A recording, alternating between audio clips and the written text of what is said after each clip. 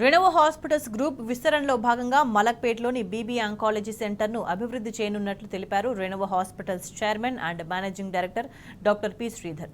BB cancer హాస్పిటల్ను అత్యాధునిక cancer సంరక్షణ సౌకర్యాలతో అభివృద్ధి చేసి రెనోవా బీబీ క్యాన్సర్ హాస్పిటల్గా ప్రారంభిస్తున్నామన్నారు.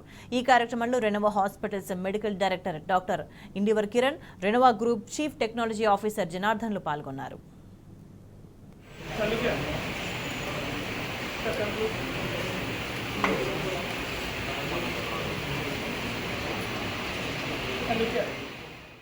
Because in USA, lot of it is America. A lot of things with the medications, the treatment, oh God, all those things. So media plays a very major role in bringing the knowledge to the patients to choose, to see where they have the best centers and the expertise available. So we respect it and your input rather than exaggerating for anything which they will not have. Renova hospital group oncology wing October 21లో start అయింది. మా మొదటి centre కార్ఖానాలో doctor CS Rao గారి ఆధ్వర్యంలో మేము start చేశాము. దాని తర్వాత రెండో సెంటర్ జైపూర్లో స్టార్ట్ చేశాము.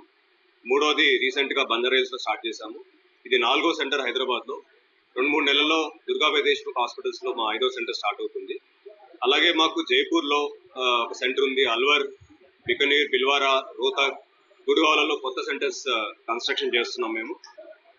రీజన్ ఏంటంటే నేను బసతార్క్ క్యాన్సర్ హాస్పిటల్లో నా కెరీర్ స్టార్ట్ చేశాను 2002లో. 8 ఏళ్ళు అక్కడ పనిచేశాక నాకు అర్థమైంది ఏంటంటే లాస్ట్ 20 yearsలో రోజు రోజుకి క్యాన్సర్ పెరుగుతుంది. అండ్ ఈ ట్రీట్మెంట్ అనేది చాలా లాంగ్ ట్రీట్మెంట్. ఇది అంటే పేషెంట్ ఒకసారి క్యాన్సర్ వస్తే 9 నెలల నుంచి 10 నెలలు హాస్పిటల్ రావాల్సి వస్తుంది.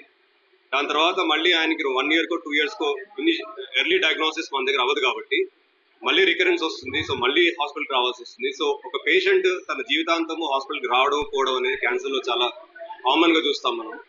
దీని వలన మేము ఏమనుకున్నాం అంటే హెల్త్ కేర్లో 20 ఏళ్ళ నుంచి పనిచేస్తూ ఎస్పెషల్లీ ఆంకాలజీలో పనిచేస్తున్నాం కాబట్టి క్యాన్సర్ని మనము కామన్ పబ్లిక్ డోర్ స్టెప్కి తీసుకెళ్ళాలి. అందుకే అందరూ కాన్సన్ట్రేట్ చేసినట్టు పెద్ద సిటీస్లోనే కాకుండా చిన్న చిన్న మెట్రో సిటీస్లో కూడా, Tier 2 సిటీస్లో, Tier 3 సిటీస్లో కూడా క్యాన్సర్ కేర్ని తీసుకెళ్లాలనే ఉద్దేశంతో మేము ఇండియా మొత్తం దీన్ని ఎక్స్పాండ్ చేస్తున్నాము.